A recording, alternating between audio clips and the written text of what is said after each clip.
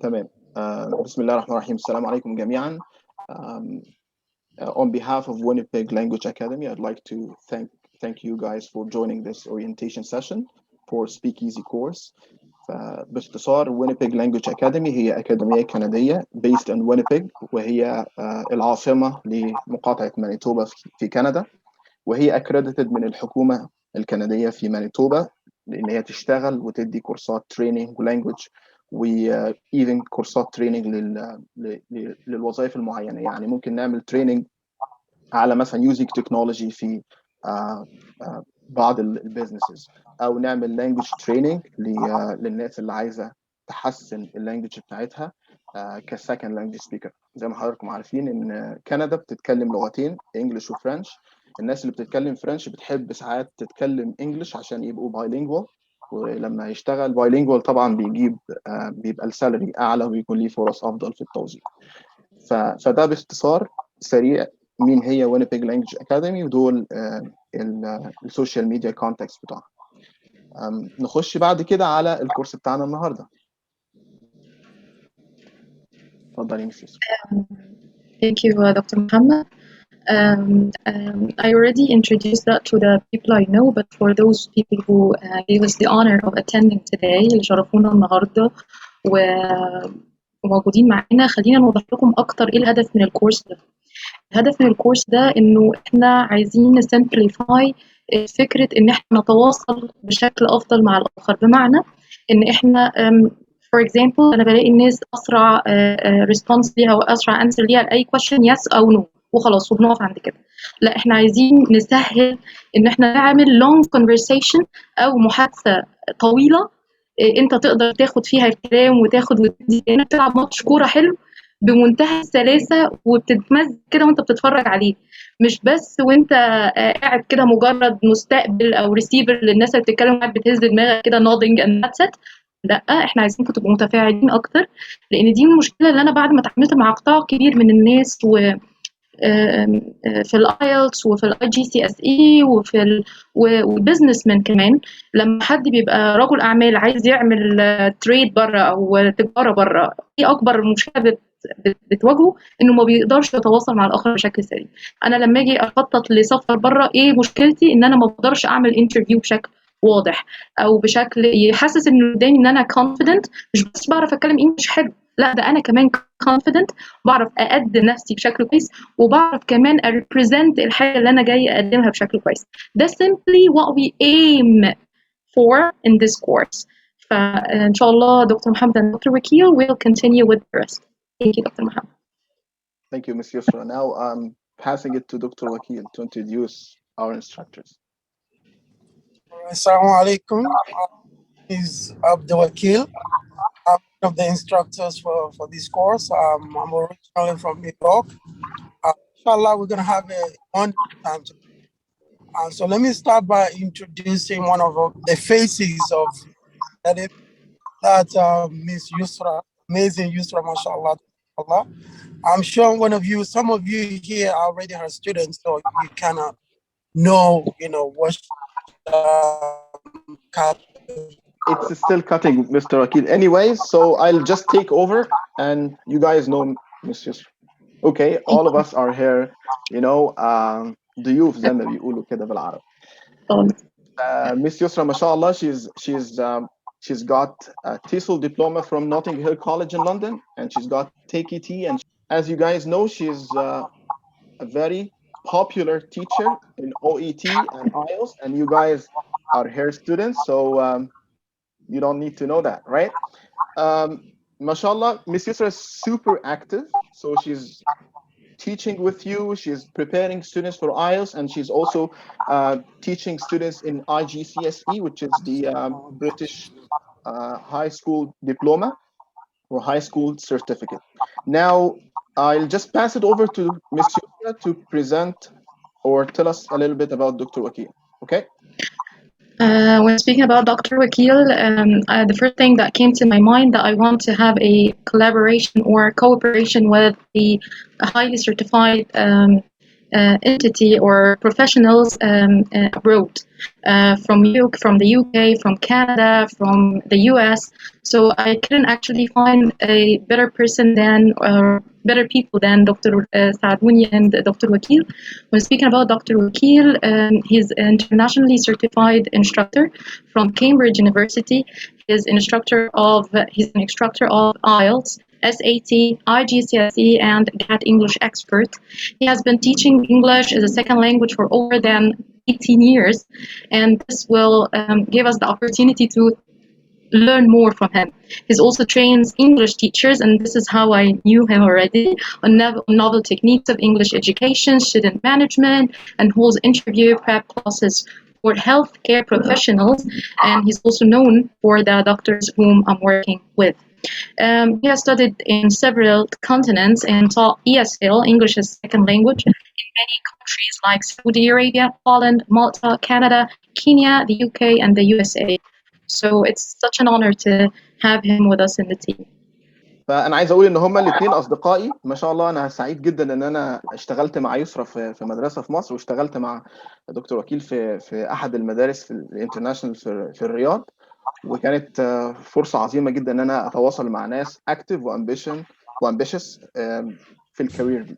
فبسرعه كده نخش على next slide. Yusra, could you take over, please? Sure. Speaking about Dr. Mohammed Saaduni, we already worked together back like 7 years ago in Egypt, and he has masters of education in second language teaching, University of Manitoba, Canada, where he lives right now. He has a certificate in teaching English of speakers of other languages, CELTA, the internationally known CELTA, University of Cambridge. Sessional lecturer at the University of Manitoba, educational consultant with in situ language services in Quebec, CAN test coordinator and curriculum developer at the English Language Center at the UAM. So again, it's such an honor to have those valued instructors of English, whom I personally, and they're well known for being such experts. Thank you, Ms. Yusra. Thank you so much. Now moving to the course content, because we don't want to take too much time. We know that you guys are busy today. Here is the first slide about the content. We have 5 main components in this course. We will be looking at grammar and conversation discussion modules here in this. So for grammar, because this is a speaking course, we'll not focus on complex grammar. يعني مش هنشتغل جرامر بقى صعب او جرامر كومبلكس، هنركز قوي على الجرامر الكونفرسيشنال. ازاي اعمل سنتنس صحيحه، ازاي اعمل كويستشن صحيح، الفرق ما بين الكويستشنز والريكوست. هنركز جدا على النقط ديت، وازاي ان احنا انفورس ات وري انفورس ات واحنا بنتكلم. الموديول الثاني او second موديول هيبقى الكونفرسيشن اند ديسكشن موديول، وهو ده اللي الناس دايما بيبقى عندها صعوبه فيه. اقول ايه عشان ابدا conversation مع حد، اقول ايه عشان اكمل conversation مع حد. ممكن حد يكون مننا ساكن او عايش في لندن مثلا، او عايش في US او كندا، ويقعد مثلا مع باسنجر في باص، وبعدين الباسنجر يقول له hi it's such a nice weather، فيرد عليه يقول له yes it is. طبعا الشخص ده بيحاول بس يعني break the ice ويبدا conversation معاك، وانت عايز تتكلم بس مش عارف تقول ايه بعد كده. هنتعلم هنا ازاي نبني الكونفرسيشن، ازاي to start a conversation and to maintain a conversation and to end it. يعني خلاص جت المحطة بتاعتي وعايز انزل، فعايز اقول باي بس مش عارف اقول ايه، يعني اقطع ازاي الكونفرسيشن الجميلة دي. هتعلم التكنيكس ازاي اخلص الكونفرسيشن بيها. كمان هنتعلم السوشيو كولتشر نورمز اند رولز، ودي حاجه مهمه جدا. احنا جايين من الوطن العربي، فعندنا كولتشر مختلفه عن الكولتشر الويسترن والكولتشر اللي في كندا. كويس. حاجه من الحاجات اللي انا لاحظتها، مثلا كانوا عاملين انترفيو مع بروفيسور من US، وكانوا بيتكلموا معاه بالعربي، يعني بيعملوا له انترفيو مع ناس بتتكلم بالعربي، وسالوه سؤال. اول سؤال كده قالوا له we want to know are you married, and this is not acceptable question. تمام. فاحنا هنتعلم مع بعض ايه هي acceptable questions، ايه الحاجات اللي ممكن تسالها للناس، ازاي نفهم، هنتعلم مع بعض الثقافه دي، وازاي نستخدم الثقافه دي في ان احنا نبني كوميونيكيشن قويه. وعشان الكوميونيكيشن القويه بتعمل نتوركينج قوي، والنتوركينج قوي بيخلينا نحصل على وظائف افضل.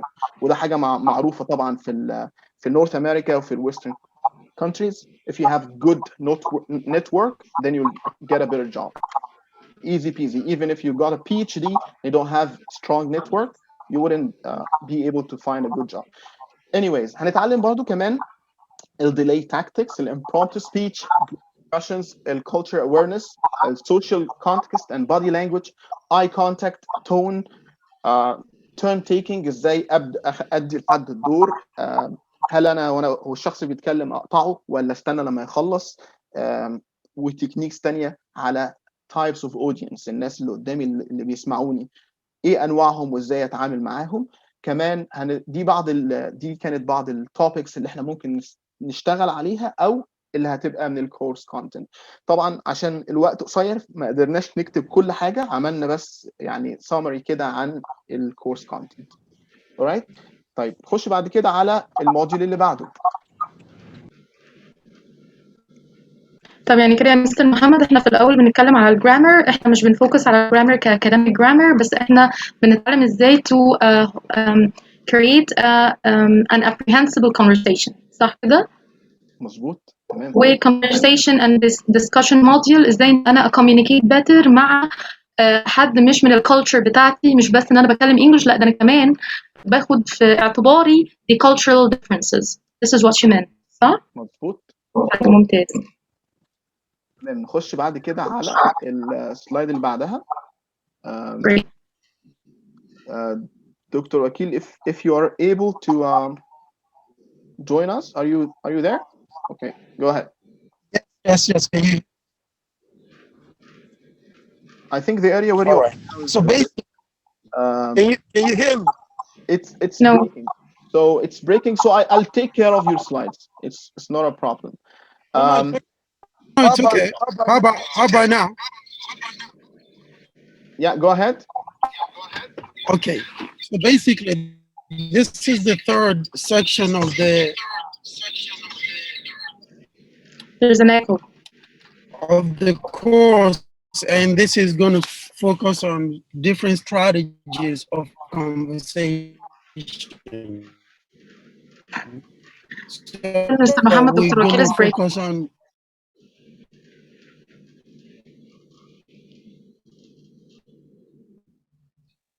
Dr. Akil, it's still breaking, so I'll take care of your slides. I know you had to go somewhere with your family because of a family emergency, but I can take care of that. طيب هنا I'll take care of English and Arabic too. So you don't need to worry. What is the context of this conversation? What is where you compare this with the natural? Can you hear me? It's still breaking out? Yeah, I'll just take care of the slides, Dr. Akil. You don't need to worry about that. Okay? Thank you. Okay, now we're going to the third slide or the third module here, and it's the conversation strategies. ايه هي الconversation strategies اللي انا ممكن استخدمها عشان اتكلم كويس؟ وده هي okay. Can we mute ourselves, guys? Done. I'm sorry. Don't worry about that. Perfect. All right. So in the conversation strategy module هنركز قوي على الحاجات اللي احنا ما نعرفهاش. يعني احنا in Arabic we know how to start a conversation. بنعرف ازاي نبدأ الكلام. بنعرف ازاي نقول حاجة بطريقة لطيفة. يعني عايز اطلب من حد طلب بس يعني محرج منه. ازاي اقول الكلام ده بالعربي؟ فممكن مثلا هدي مثال واتكلم مع ميس يسرا اقول لها والله يعني كان عندي ظروف ومحتاج يعني حصلت مشكلة عندي في الشغل وبعدين مشوني ومش عارف اعمل ايه بصراحة تصدقي، وبعدين انا عندي طبعا فاميلي وعندي كوميونتي فمحتاج بصراحة يعني مساعدة مادية. كويس. الطريقة دي بالعربي تنفع، بالانجلش مش هتنفع. في طريقة تانية مختلفة ان انا اتكلم بيها او اعمل ريكوست بيها بطريقة معينة فيها لطف وما فيهاش pushing للشخص اللي قدامي. وبرضه هنتعلم امتى to push and امتى to يعني to hold your horses زي ما بيقولوا. هنتعلم التكنيكس دي لو انت عندك conversation في professional setting وعايز تعبر عن رأيك بطريقة فيها قوة، ازاي هتعبر عن رأيك. وبرضه لو انت عايز يعني تتكلم بلطف او تلطف الجو في الانجليش، هتتعلم معانا برضه ازاي تعمل كده. جميل. في حاجة دكتور مستر محمد رميتو، حاجة زي كده بفكر في مثلا حد يقعد يقول لي كده وانا اقول له معلش مثلا، بعد كل اللي حضرتك قلته ده فانا اقول معلش واسكت. لا احنا مش عايزين ان احنا نقول معلش so sorry for that ونسكت، لا I want communicate more with him. بس حتى زي ما بنشوف في اللي هي ال tests preparation courses، انا ببقى بحضرك بس للامتحان ده، انما مش بحضرك for life. احنا بنقول كده مثلا في conversation عشان اخش امتحان IELTS او عشان اخش امتحان OET، انا اقول so sorry for that but let me ask you about يعني زي ما بنقول كده بقلب الزبون. لا I don't want that to happen in the everyday language. ده مش هتبقى انت كمان stimulating قوي لل everyday situations اللي انت هتقابلها بره او مع native speaker. شكرا يا ميس يسرا.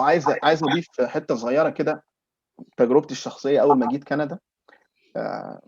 احنا كعرب عندنا يعني culture norms كده مختلفه، ان انا لما اتعامل مع حد اتعامل معاه بحذر مثلا، او اتكلم معاه بطريقه فيها يعني خوف شويه، ان هو ده native speaker وانا non native speaker. فده ساعات كان بيخلي الواحد يحس ان هو مش عارف يتكلم، او انا عندي اللانجوج، انا عندي السكيلز، بس مش عارف اعبر عن نفسي كويس. الكورس ده بقى معمول عشان تتعلم ازاي تعبر عن نفسك. انت عندك اللانجوج وعندك السكيلز، سبيكينج سكيلز، بس مش عارف ازاي تحط ده في كونتكست مع نيتيف سبيكر. كمان في ناس بتخاف جدا ان هي تتكلم مع نيتيف سبيكر. انا كنت اتكلمت عن واحد صديقي شغال هيلث اوفيسر هنا، فبيقول لي مع النون نيتيفز اللي هم الناس اللي جايين من بره immigrants، انا بربند اتكلم نص ساعه، انما مع نيتيف اقول لي جمله واسكت. فهنا في بارير، في لانجوج، نوت لانجوج بارير، هو confidence barrier. لو نعرف، لو ينفع نقول confidence barrier. انت خايف من الشخص، من ان انت تتكلم مع الشخص اللي قدامك، انت خايف تعبر عن نفسك، خايف ان هو ما يفهمكش. عادي جدا ما يفهمكش، ما هو ساعات بيقول حاجات انت ما تفهمش. ماشي. او خايف يحكم عليك او يحكم، ما حدش بيجادج حد. النيتيف بالظبط. سبيكرز عندهم ثقافه مختلفه، ما فيش جادجنج. ده هو بالعكس بيحاول يسمع عشان يفهم اللي انت بتقوله، وبعد كده يرد عليك في الكونتكست ده. هنتكلم وهنتعلم ازاي نبقى عندنا الاستراتيجيز او التولز اللي نمسكها في ايدنا، وازاي نستخدمها واحنا بنتكلم. فزي ما قلنا هتبقى الاستراتيجيز دي مركزه قوي قوي على ازاي تمنتين او تكنترول الكونفرسيشن كلها، وكمان ازاي تخلي بالك من كلامك، الكلام اللي انت بتقوله. ممكن اقول كلمه بالعربي وبعدين احس بيها ايه ده الكلمه دي كانت صعبه قوي، ده الكلمه دي تقيله قوي. في الانجليش في كلمات كده برضه كويس، وفي الكونفرسيشن في كلمات كده برضه. وهدي اكزامبل سريع. لو انا بسال حد بقول له بساله عن حاجه معينه، بقول له مثلا هل انت هتعمل كذا؟ ماشي. وهو قال لي اوف كورس. اوف كورس دي معناها انا هعمل كده، وانت ايه السؤال الغبي ده؟ ده لانجوج نيوانس لازم نكون عارفينها. طب ارد عليه ازاي؟ ممكن اقول له يس شور بدل اوف كورس دي. اوف كورس دي اللي هو طبعا. ممكن استخدم اوف كورس طبعا في كونتكست تاني، بس انا حبيت ادي اكزامبل سريع عن استخدام كلمتين يس اوف كورس او اوف كورس او شور، ايه الفرق ما بينهم وازاي استخدمهم في الكونفرسيشن. اخر حاجه هناخد برضو بالنا منها هو الكلام اللي الناس التانية بتقوله، معنى الكلام اللي الناس التانية بتقوله. و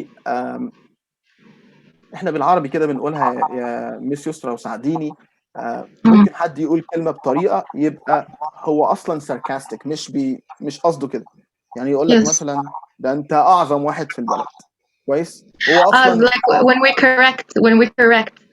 correct the writings for our writing assignments for our students or candidates, what a D مثلا, oh 0, let's keep the hard job or the good job. So the term itself has a good connotation or meaning. انا بقول له ايه ده يعني والله خلي يعني كمل على كده، هو اصلا جايب دي ولا جايب زيرو. لا يعني ما هو الكلام نفسه literally كويس، بس انا بقوله بانتونيشن لا تريقه، او ان انا ب make fun of the person in front of me or ridiculing him. ممتاز. طيب هنخش بعد كده على السلايد اللي بعدها او الموديول اللي بعده، وميس يسرا هتكلمنا عنه. طيب احنا هنا كمان مش بس نركز على الجرامر و building a conversation و how to build a rapport، يعني جسر من التواصل مع الحد اللي قدامك، وازاي ان انت كمان تستخدم ال cultural idioms او expressions. ناهينا عن كل ده احنا كمان عندنا module بس كده عشان بيركز على الفوكابولاري بتاعك او حصيلة الكلمات بتاعتك، وده اللي انا بحسه في الكانديديتس بتوعي قليل قوي. انا بستخدم نفس الكلمات او بستخدم نفس redundant bank of vocabulary. انا اصلا ما عنديش بنك، تخيل انت عندك البنك بتاعك مشترك فيه بس حاطط $0 او زيرو بانك نوت. الو دكتور ايريني. طيب انت كده عندك حساب، بتقول ان انا عندي حساب، لا عندك حساب على الورق، انما literally انت عندك زيرو اكونت. فخلينا نتكلم اكتر ازاي ان احنا نعمل enrich الفوكابولاري بتاعنا، وازاي نكبره وازاي نزوده. الفوكابولاري موديول ده will focus on vocabulary idioms expressions collocations related to the not only the Canadian. وليه احنا قلنا هنا Canadian بالذات؟ لان الاكاديميه بتاعتنا او السيرتيفيكت اللي هتاخدوها في الاخر هتبقى مختومه من الحكومه الكنديه، وكمان طبعا ال Western cultures including بقى Europe, the USA, the UK طبعا. It will be presented in a context. انا مش هقول لك مثلا يعني عشان معلش انا دايما بريليت الموضوع للكورسز بتاعتي، بس مثلا انا ساعات بتاخر في التصحيح شويه فيقولوا لي مس يسرا هو امتى بقى هستلم الكوركشن بتاعي؟ اقول له شورلي when pigs fly. يعني ايه when pigs fly؟ يعني عندنا when pigs fly دي يعني بقابلني بقى ان شاء الله. تمام. طيب انا مش هقول لك when pigs fly يعني انا بقول لك وبقابلني، وهقولها لك كده ترجمتها كده. دي مش طريقه effective لتعليم اللغه او لتعليم الفوكابولاري او الاكسبريشنز. لا انا هحطها لك في كونتكست. مش كده بطلب من الناس كلها لما يقولوا لي مس يسرا هو التنس هنا صح، هو استخدامي للكلمه هنا صح، بقول له انا ما اعرفش. هي الكلمه صح stand alone كلمه، يعني لو كلمه قائمه بنفسها او لو اكسبريشن قائم بنفسه حطوهولي في كونتكست، حطوهولي في سياق، حطوهولي في جمله، حطوهولي في باراجراف عشان اقول لحضرتك استخدامك للايديوم ده صحيح ولا خاطئ. تمام. فهو ده كمان اللي احنا نتعلمه. انا مش هديك الكلمه كده I will not we will not spoon feed you نقول عليها نحط لك المعلومه في بقك. لا احنا حتى الشيلدرن يا شباب مش المفروض ان هم يتعلموا كده. يعني اولادكم حتى ما توافقوش ان هم يتعلموا بالطريقه دي. خد الشيت ده احفظه وتعالى لي امتحن. لا مش دي الطريقه اللي المفروض الواحد يعني المعلومه تثبت في دماغه. لا احنا we will present that in an interactive way contextual way سياق، بحيث ان انت بنفسك اللي تعرف الميننج اللي احنا عايزينه، ولما انت اللي to bring the information او ان انت اللي to come up with the information هتبقى المعلومه محفوره في دماغك. مش انا اللي دخلت لزقتها وبقيت هنا خلاص في short term memory وشويه وهتطير. لا ده انا حطيتها لك في long term memory، الحته اللي ورا عندنا في المخ كده اللي هتعيش معانا العمر كله، وبالتالي عمرها ما هتتمسح. صح ولا لا؟ صح جدا. Just to add a little bit of, by the way, sorry for the hiccup. Is it better now? I think I'm happy. Yes. Just to add a bit to what Miss Yusra said about, context and intonation, something just came to my mind. I had a student, and I think Miss Yusra can translate this. So the student was talking to his grandmother. So he goes, "Let's eat grandma." That's what he said. Let's eat grandma. Basically, yes. if you're not concerned about the proper context and the intonation of this, you're going to think that they gather around and they're going to eat their grandmother. I mean, we're not cannibals, we don't eat people, you understand? Sure. But with the proper intonation, you understand that it's let's eat grandma, meaning he's telling his grandmother to let us eat. So these are samples and examples of things that you're going to learn in the course. Mashallah tabarakallah, you got capable hands, and I promise you're going to have a lot of fun in this course. Mr. Can you please translate?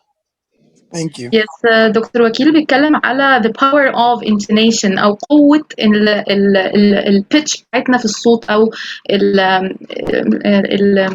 التون بتاعتنا، ازاي احنا بنطلع وننزل بالكلام. فما ينفعش اقول لك let's eat grandma يعني تعالى ناكل grandma، ودي كمان فيها power of punctuation. احنا المفروض هنا نحط كوما لان احنا بننادي على الجراندما. so when you address someone لا اما هتقف لو انت بتتكلم، لا اما هتحط كوما لو انت بتكتب، ودي هي الاثنين بيسيرف each other.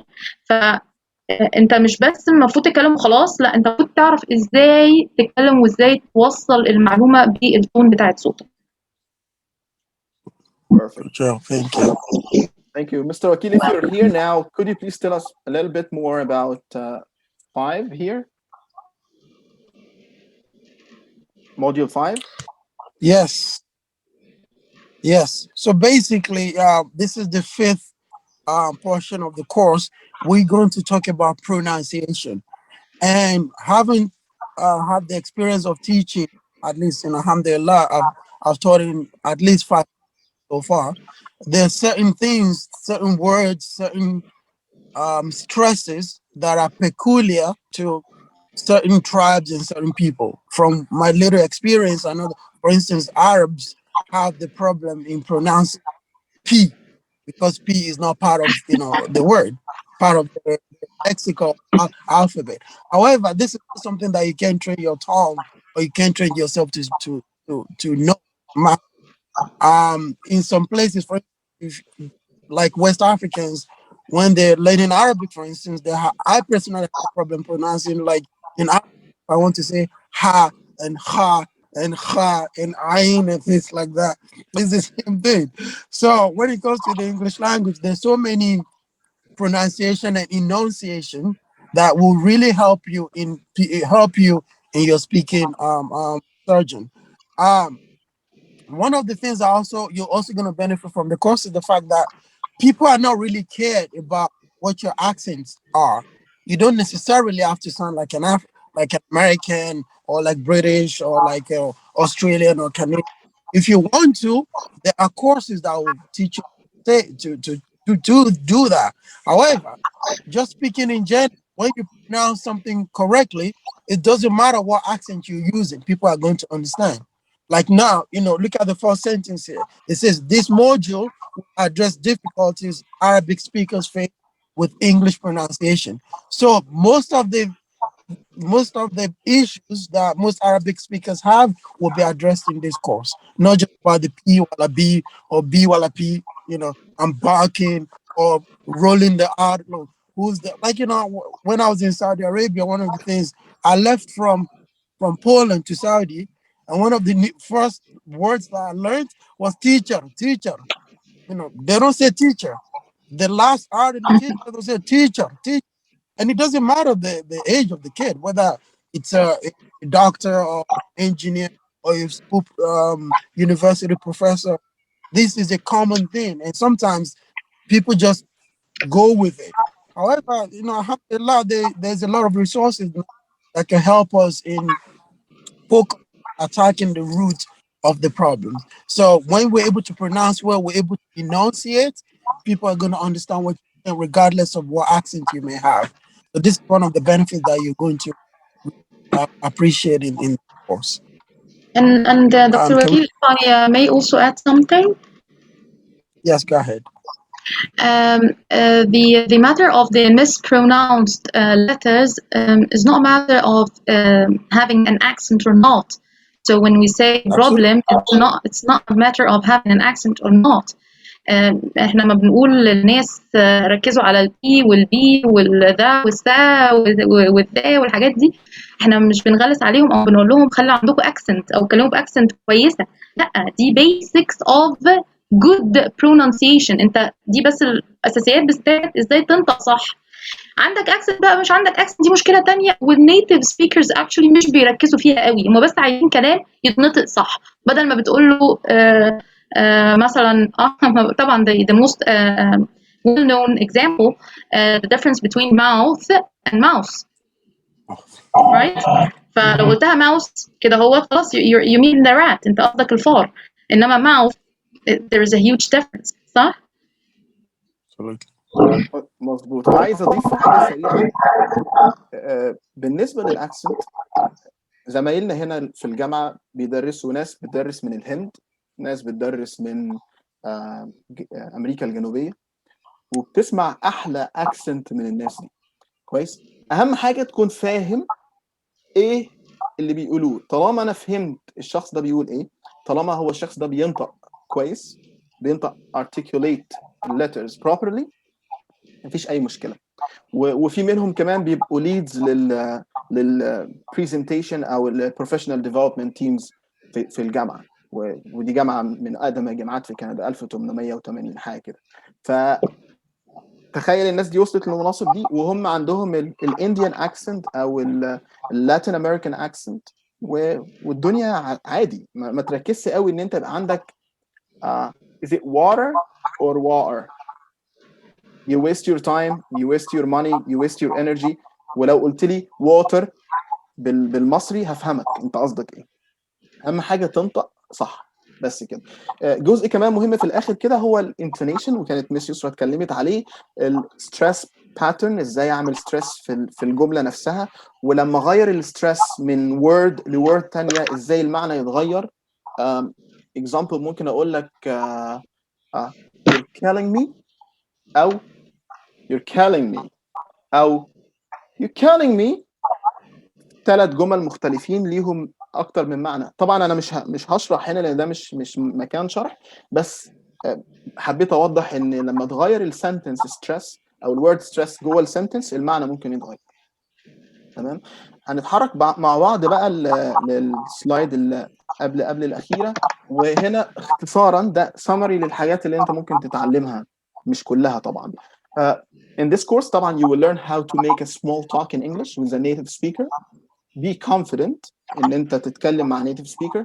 How to maintain a conversation، ازاي تحافظ على الكونفرسيشن بتاعتك تكمل فيها لو حبيت. وكمان how to end the conversation، لو قلت خلاص I gotta go، خلاص هتقف هنا ازاي تقول انا عايز امشي، او ازاي تقول انا عايز يعني امشي في حاجه حصلت. برضه هنتعلم كمان how to choose culturally appropriate topics to discuss in the small talk. مركز قوي لان ممكن الشخص اللي قدامي يبقى culturally offended وما يقوليش كده، وده يسبب مشكله في العلاقه ما بيني وبين الشخص ده. احنا على الاقل بالعربي بنقدر نقول فاكر لما انت قلت لي مش عارف ايه، انا الكلمه دي ضايقتني قوي. ماشي.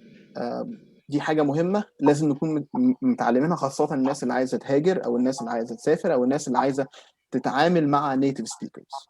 تمام. Miss Yusra, ممكن you can take over 6. Yeah, sure. Right. In a quick summary, as Dr. Muhammad stated, احنا هنتعلم ازاي احنا نعمل small talks او long conversations كمان مع native speakers. ازاي ان انت تفضل بتتكلم طول الconversation، مش بتقف وقفات كده ملهاش اي معنى زي yes ونو اوكي دي ما ننساها من حياتنا خالص. في الكورس ان شاء الله نتعلم كمان alternatives ليها. ازاي ان انا بدل ما مستر محمد بيتكلم فاروح انا مقاطعاه كده فجأة، زي ما بنشوف كتير حتى في الرول بلايز. يبقى انا عايز الحد اقول حاجه، بيتكلم. بس انا عايز اقول حاجه يا يسرا، انا عايز اقول حاجه. ده مثلا بالظبط. انا اسف بالظبط. بشويه.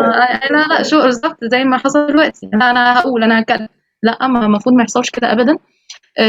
هنتعلم كمان انه احنا ازاي نحترم ثقافه الاخر ونبقى حاطينها في حسباننا طالما هو بيتكلم واحنا يعني عايزين نتواصل بشكل سليم.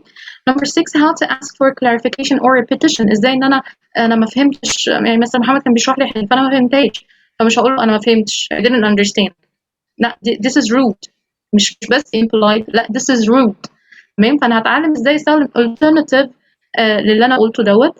how to ask for clarification، how to emphasize لو انا عايزه اقول معلومه مهمه واعيدها تاني، يعني زي ما مستر محمد اتكلم فانا بقول طب in summary بقى بسرعه كده to wrap up عشان اخد من اللي هو قاله واكمل عليه. طيب ازاي ان انا كمان اعمل سبيس ليا، مش بس personal space في الكلام ده، انا لازم كمان اعمل physical space. احنا في مصر هنا ما حد بيعيط بروح اطبطب عليه واقول له لا ما تزعليش يا اختي ومش عارف ايه يمكن اوعى تزعل، طب شوف ايه اللي مضايقك وانا معاك I'll pat on his shoulder او on his hand. ده في بعض الثقافات بره ما ينفعش. لازم ان انا مش بس ابقى بتكلم مش من حته قريبه قوي، ده انا ممكن ابعد مسافات معينه عشان احترم الاخر. Techniques to include or introduce others in a conversation circle.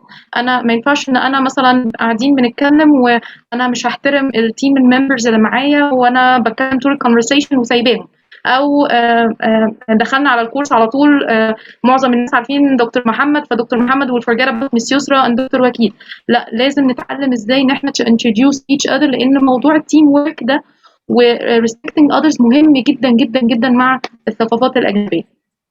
expressing and reacting to different feelings، ازاي ان انا لو حد اللي قدامي ده مبسوط زعلان، مش بس ان احنا على فكره يا جماعه بنرياكت للناس الزعلانه، يعني مش بس عشان حد زعلان هقول له معلش، لا ده كمان لو حد فرحان ازاي انا اخش معاه في الفيلينجز بتاعته وكوميونيكيت with him or with her etc. دي بس المين بوينتس اللي احنا هنبقى شايفين ان عندنا deficiency فيها او مشاكل فيها، وعايزين نهايلايت البوينتس دي along with other points that we will be working on ان شاء الله. ممتاز، شكرا جزيلا مس يسرا. ودلوقتي ده جزء سريع عن ازاي how to register. طبعا هنبعت الفورم دي، حضرتك هتسجل فيها او حضرتك هتسجلي فيها الاسم والايميل، وبعدين في طرق الدفع الموجوده كلها هتبقى موجوده هناك. وبعد كده ان شاء الله اول يوم first day of class will be on July 23rd. ليه July 23rd؟ عشان كل سنه وانتم طيبين بقى، الناس هتذبح بقى والعيد وكده في يعني مش عايزين نعمل interruption للكورس، مش عايزين نبدا الاسبوع اللي جاي وبعدين ناخد اجازه العيد والناس تريح وبعدين نرجع تاني. بحس ان الموضوع صعب قوي عشان ارجع تاني بعد مثلا 2 sessions. فان شاء الله هيكون الميعاد يوم 23 July 23rd at 6 p.m. Cairo time. بس كده. طيب دلوقتي بقى عايزين نسمعكم. يلا 1 minute. Unmute yourself or raise your hand, then we can give you a chance to speak. You can ask any question if you want, okay? لو عندك comment على الكورس، عندك اقتراح، عندك concern، خايف من حاجة، حاسس ان في حاجة احنا ما غطيناهاش او حاجة ممكن تضاف للكورس من تجربتك كليرنر، يا ريت يعني تشاركنا بيها، واحنا ان شاء الله مستنيين حضراتكم دلوقتي. وهاجر go ahead. Hello, I'm Hajar. I'm sorry I'm coming late and I didn't hear about how many courses per week we will have, inshallah. Yeah, it's a good question. So yeah, Hajar, we will have 2 sessions per week.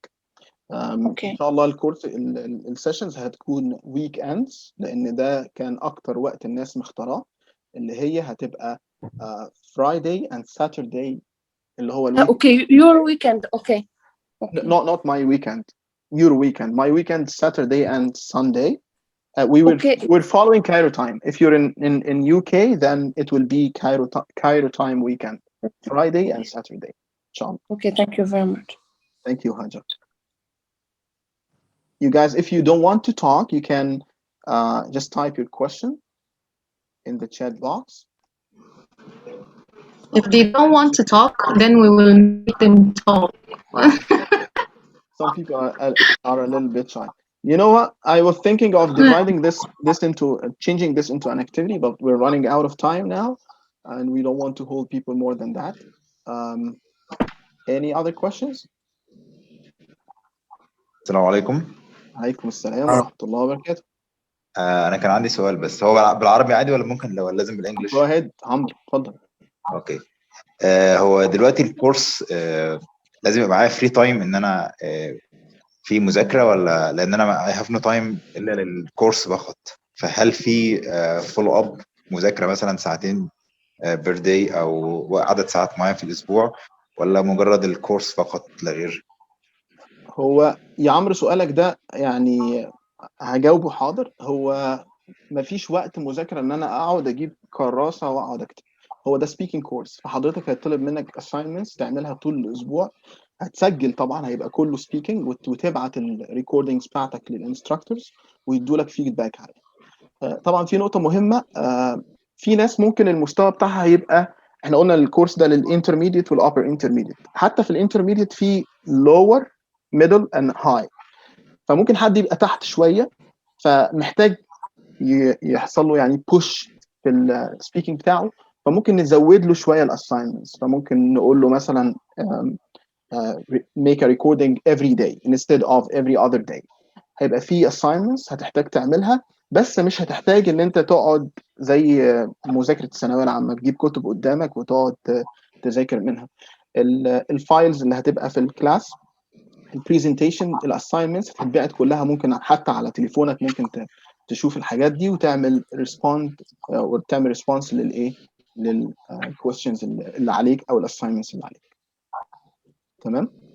ده المتابعة الدورية اللي هتبقى مع الواتساب، في الواتساب اوريدي كمان، مش بس يعني هيبقى الكورس بس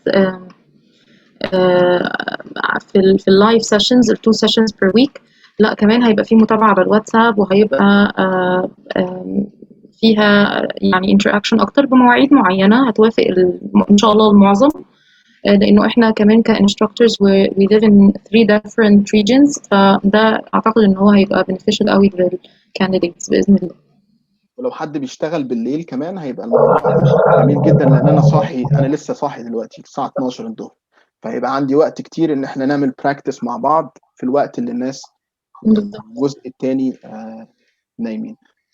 الكورس يا عمرو هيبقى 5 أسابيع، في النهاية في إكزام، مش هيبقى إكزام كإكزام، ممكن يبقى فيه موك انترفيو، إن أنا أسألك أنت عملت الأول انترفيو، في الأول هتعمل في الآخر انترفيو، وبعدين هحاول أوري لك الاثنين عشان تشوف أنت مستواك اتغير إزاي. تمام. Also, أحمد certificate for good performance. So yes, just like Ahmed said, you're gonna have a pre-course interview and a final interview at the end. So that determines how to show what your progress are and what your performance are. Then you get a certificate at the end of the course, inshallah.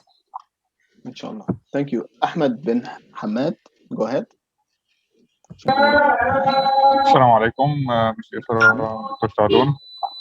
حضرتك كنت بتقول في سكيلز معينه، ولا اللي عنده سكيلز واللانجوج هو هيستفيد اكتر من الكورس. طب لو ما فيش حد مش عارف وعنده سكيلز او اللانجوج دي، هيكون نفس الاستفاده هيتقدم له ولا لا؟ بعدين مش عارف حضرتك جاوبت على السؤال ده في حته اللي هو الانترميديت والهاي انترميديت والكلام ده. تمام يا احمد، هرد على سؤالك حالا. طبعا احنا عارفين بدون زعل ما ينفعش اي حد يخش كورس وبعدين يبقى هو مستواه اقل من الناس، وبعدين هو مش هيستفيد والناس اللي معاه مش هتستفيد، هيحصل بس interruptions. كويس. فعشان كده احنا عاملين 2 layers of filtration. اول واحد اللي هو الwritten test، بعد الwritten test بيتعمل معاك انترفيو عشان نشوف هل فعلا ممكن واحد يبقى قوي قوي قوي قوي في الجرامر وحل كويس قوي في الريتن، بس في السبيكنج يعني الموضوع صعب، فبنقول له بنعتذر له والله مش هينفع الكورس ده معاك، ممكن تستنى يكون في كورس تاني للإليمنتري ليفل وحضرتك تشترك فيه معانا. فعشان تبقى مطمن يا احمد، محدش هيخش الكورس الا الناس اللي في الليفل قريب جدا من بعض، اللي هم الانترميديت والابر انترميديت. عشان تعرف انت الليفل بتاعك ايه هتحتاج تعمل البليسمنت تيست والاورال انترفيو. طيب انا عملت البليسمنت تيست بس مفيش انترفيو، ما جاليش ميعاد انترفيو. في يعني حدد ميعاد انترفيو. طيب هنبعت حضرتك تبقى ما مليتش الفورم الثانيه. اتفضلي يا مستر. سوري يا مستر محمد، حضرتك تبقى ما مليتش الفورم الثانيه يا دكتور، يا مستر احمد. انهي فورم بالظبط؟ we will forward it again to the group, to the WhatsApp group. تمام، شكرا. وعشان بس ما نلخبطش الناس هنعمل بس بوست كده مجمع فيه لينك للانترفيو، سوري لينك للبليسمنت تيست، لينك للانترفيو، ماشي، ولينك للريجستريشن. هو بوست واحد فيه الثلاثه. حضرتك هتخش على الاولاني تخلص الانترفيو، سوري تخلص البليسمنت تيست، بعد كده تختار ميعاد الانترفيو بتاعك، بعد كده الريجستريشن هيبقى بنفس الترتيب ده. تمام. في سؤال هنا. The certificate would be issued from Canada. It will be issued from Canada. Yeah. I'm located in Canada. The company is located in Canada, and you will have a certificate issued from Canada. الانترفيو لسه ما اتعملتش، يبقى يا عمرو you will need to complete the ايه احنا قلنا عليها oral interview form، تختار فيها الميعاد والوقت المناسب. في النهارده هيبقى في oral interviews ان شاء الله بعد دقايق، وبعد كده ان شاء الله هيبقى لو في وقت تاني ممكن نعمل كمان، لان لسه في فتره على الكورس، فممكن نزود كمان مواعيد للانترفيوز التانية للناس اللي لسه ما لحقتش. تمام. There's the last question on the chat. تمام. Sarah asks for how much this course is. الكورس يا سارة is 2000 Egyptian pounds، 2000 جنيه مصري، وفي discount لل 31st candidates 10%. فحضرتك هتلاقي كل التفاصيل دي في الفورم اللي هنبعتها ان شاء الله على الجروب. خليكم على جروب الواتساب، هيبقى فيها كل الابديتس بتاعت الكورس، ومنها هننقل ان شاء الله الناس للجروب اللي هي البيرمننت بتاعت الكورس ان شاء الله. في اسئله تانية معانا؟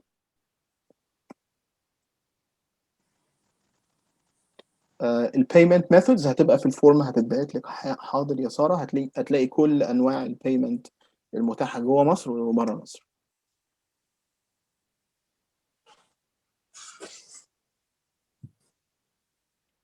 تمام اظن كده ما فيش اسئله. Do you have any question? Yeah, I said all this information is also going to be shared in the group and the SpeakEezzy group, so people can access it easily. مظبوط. That's right دكتور أكيل. كل المعلومات هتبقى موجودة على الجروب SpeakEezzy، وإن شاء الله يبقى كورس مميز والناس تقدر تستفيد منه أكبر استفادة. وفي بلس ادفانتج إن في معاك 3 instructors، يعني دي حاجة هتبقى مهمة جدا إن أنت تسمع 3 instructors وتتكلم مع 3 instructors. هتبقى تجربة مختلفة. دايما احنا بنتعود كليرنرز ان احنا نخش كورس نسمع، نتعود على الانستراكتور بتاعنا فنفهم اللي هو بيقوله، بس بعد كده لو غيرنا ورحنا للانستراكتور تاني بنحس ان في difficulty. هنا يبقى معاك 3 instructors، فهتسمع اكتر من حد وهتعرف تدرب الليسننج سكيلز بتاعتك باكتر من طريقة او بافضل من طريقة. بس كده. Do you guys have any other question?